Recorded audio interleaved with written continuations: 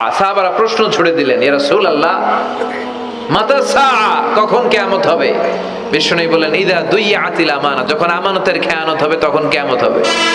সাহাবীরা আবার প্রশ্ন ছুড়লেন, কাইফা ইদাআতুহা ইয়া রাসূলুল্লাহ, হে নবী আমানতের খেয়ানত কেমন করে হবে?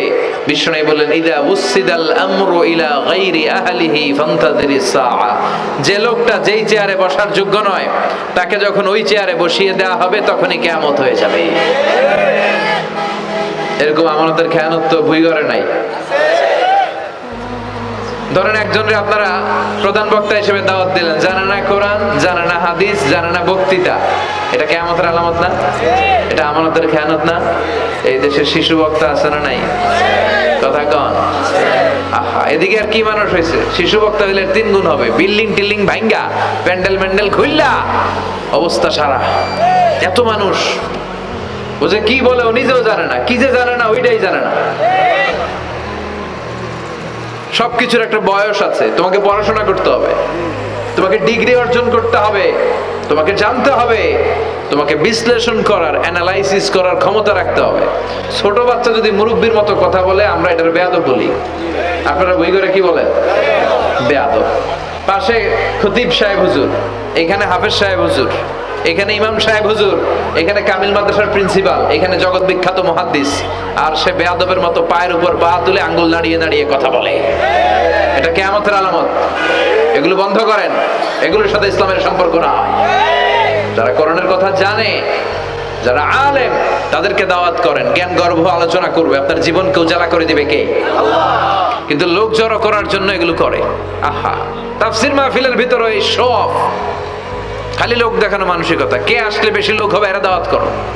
মাহফিল হইলে এরে লাগবে, ওরে লাগবে, এরে লাগবে, আমগো অবস্থা হালুয়া টাইট। এটা কিয়ামতের আলামত। কেন আমারে লাগবে কেন? আপনার এলাকায় মুহাদ্দিস নাই? আপনার এলাকায় মুফাসসির নাই? মিজানুর রহমান আজহারীকে লাগবে কেন? মিজানুর রহমান আজহারী যেখানে সুযোগ হবে 2-4 জায়গায় প্রোগ্রাম করবে। এখন তো ইউটিউবে সব দেখা যায়। তো এগুলো লৌকিকতা যেন না হয়। এটা তো দিনের দাওয়াতের একটা সেক্টর, একটা প্ল্যাটফর্ম। এখানে ভুইগড়ের যিনি সবচেয়ে বড় খতিব সাহেব হুজুর, উনি আসলেই চলবে। বড় আলেম উনি আসলেই চলবে। পাবনা জেলার বড় আলেম পাবনায় কথা বলবে, আর অন্যান্য জেলার যদি সুযোগ হয়। কিন্তু এমন ভাবে এটারে আমরা একটা আক্রমণাত্মক জায়গায় নিয়েছি। একটা ডেটের জন্য মানুষ সিআইপি ভিআইপি দিয়ে ট্রাই করে, এটা ঠিক না। এই টেন্ডেন্সি থেকে আমরা যেন বেরিয়ে আসি। আমরা, আমাদের দরকার ইখলাস। কি দরকার? ইখলাসের বড় অভাব। আবার মাহফিলে গেলে আমাদেরকে অনেক ক্রাইটেরিয়া দেয়, বলে হুজুর আপনার কিন্তু আজকে কাঁপাইতে হবে। আমি আসছি কোরআন থেকে কথা বলতে, এখানে কাঁপাকাঁপি হলে তো ভূমিকম্প হয়ে যাবে। কথা বলে। আবার বলে হুজুর আপনার কিন্তু আজকে জমাই দিয়ে যাইতে হবে। কি করতে হবে? জমাইতে হবে। তো এগুলোর সাথে ইখলাসের কোনো সম্পর্ক আছে?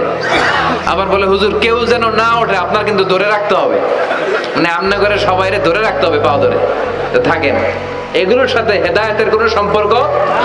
এজন্যই তো সমাজে হেদায়েত নাই। মাহফিলের পরে মাহফিল হয়, ফজরের নামাজটা ঠিকমতো হয় না। হেদায়েত শূন্য, হেদায়েত নাই, ইখলাস নাই। কি উদ্দেশ্যে শুনতেছি এটা যেন খেয়াল করে আমল করতে পারে, এই টেন্ডেন্সিটা নাই। আসুন আমরা একটু থামি।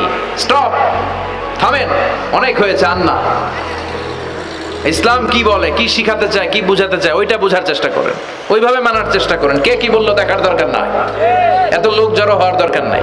আজকে যদি চ্যানেল একটাও না থাকতো, 10 জন বসে যদি আমার কথা শুনতো, কোনো সমস্যা আছে? কথা বলেন।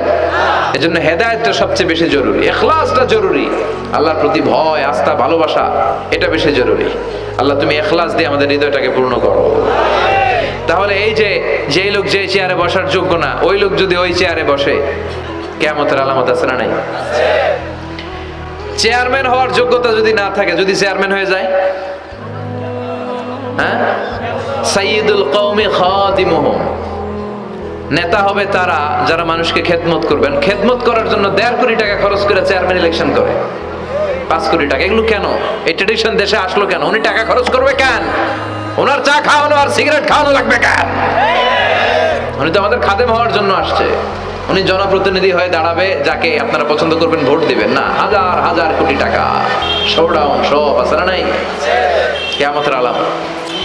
মসজিদের সভাপতির সাথে মসজিদের কোনো সম্পর্ক নাই, আছে না নাই? সব সভাপতিকে আমি এক পাল্লায় মেপে দিচ্ছি না, বেশিরভাগের এই অবস্থা। ভালো দুই একজন আছে, আমি জেনারেলাইজ করছি না। সভাপতি তো হবেন তিনি যার সাথে মসজিদের দরদ বেশি, মায়া বেশি, মসজিদে যায় বেশি, ঠিক কিনা? এখন বছরে ওনারা একবার খুঁজে পাওয়া যায় না উনি সভাপতি, উনি সেক্রেটারি, উনি ক্যাশিয়ার, আছে না নাই? তার মানে উনি এখানে বসার যোগ্য ছিল না, ওনারে বসানো হয়েছে। যেই লোক যেই চেয়ারে বসার যোগ্য নয়, তারা যখন ওই চেয়ারে বসিয়ে দেওয়া হবে, বিষ্ণু বললেন তখনই কিয়ামত হয়ে যাবে।